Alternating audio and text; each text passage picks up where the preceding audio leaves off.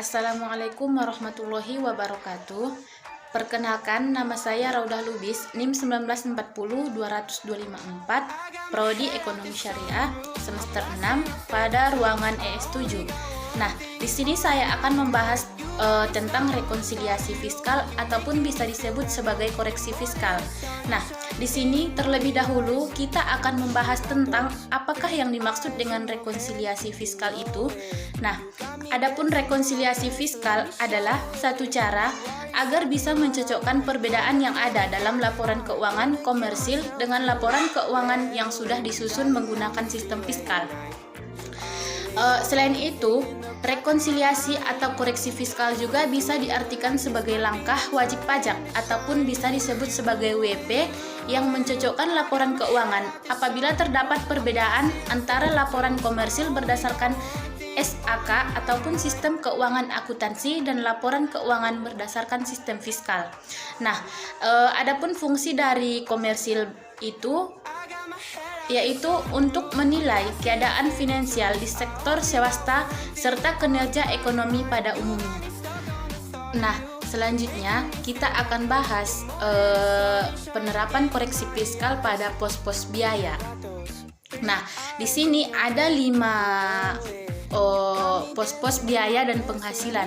Yang pertama yaitu rekonsiliasi penghasilan yang sudah terkena PPh akhir, dan yang kedua yaitu rekonsiliasi penghasilan yang bukan objek pajak, dan yang ketiga wajib pajak yang mengeluarkan biaya namun dia tidak mempengaruhi pengurangan penghasilan bruto, dan yang keempat wajib pajak yang menggunakan metode pencatatan berbeda dari aturan pajak yang sudah ditetapkannya. Dan yang terakhir yaitu pos wajib pajak yang mengeluarkan biaya untuk mendapatkan pendapatan yang sudah terkena PPh akhir ataupun final, serta pendapatan yang sudah terkena PPh non-final. Nah, selanjutnya kita akan bahas apa yang dimaksud dengan koreksi fiskal negatif dan positif. Yang pertama di sini kita akan bahas koreksi fiskal negatif, yaitu koreksi fiskal yang menyebabkan pengurangan laba fiskal. Adapun penyebabnya terjadi karena adanya selisih komersil yang berada di bawah penyusutan fiskal. Dan yang kedua yaitu koreksi fiskal positif. Koreksi ini adalah koreksi yang menyebabkan laba fiskal mengalami kenaikan. Biasanya ini terjadi karena adanya biaya yang dibebankan untuk wajib pajak. Dan materi yang terakhir yaitu jenis-jenis rekonsiliasi fiskal. Nah, adapun jenis-jenis rekonsiliasi fiskal itu dibedakan menjadi 2. Yang pertama yaitu beda tetap, dan yang kedua yaitu beda waktu. Adapun yang dimaksud dengan beda tetap itu sendiri yaitu jenis rekonsiliasi fiskal yang terjadi karena adanya transaksi yang sudah diakui oleh wajib pajak sebagai biaya atau penghasilan biaya sesuai standar akuntansi laporan keuangan.